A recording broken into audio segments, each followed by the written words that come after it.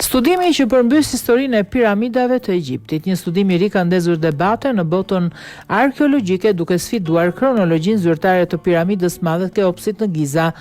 Autori, inxhinieri italian Alberto Donini, propozon se kjo mrekulli e botës së lashtë nuk u ndërtuar edhe viteve 2530-2560 para erës sonë, siç e pranon egjiptologjia tradicionale, por mira vjet më parë, midis viteve 37.000-9000 para erës sonë.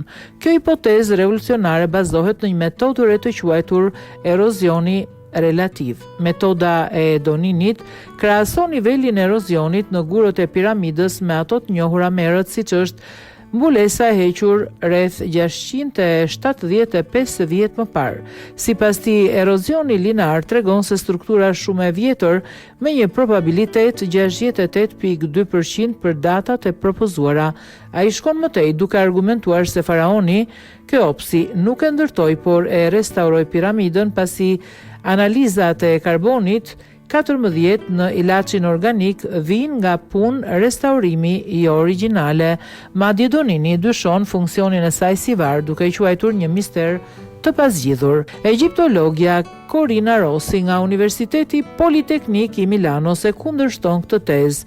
Erozioni nuk është konstant. Ai nuk varet vetëm nga koha, por nga rëra, rreshjet dhe mbulimi i bazave deri në epokën moderne, shtoi ajo.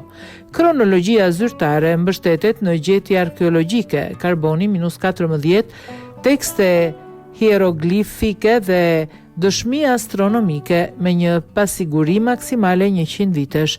Ky debat nxjerr në pa tensionin mes inovacionit dhe traditës. Nëse vërtetoj studimi, mund të rishkruaj historinë e Egjiptit të lashtë duke hapur dyert zbulimit të civilizimeve të harruara. Megjithatë, Rossi thekson koherencën e dy shekujve egjiptologjie. Piramidat evoluan si vare mbretërore. Donini pranon pasiguritë e tezës, por insiston se rendi i madhësisë nuk mund të jetë aq i gabuar. Ndërkohë, bota pret verifikime të pavarura të këtyre pretendimeve.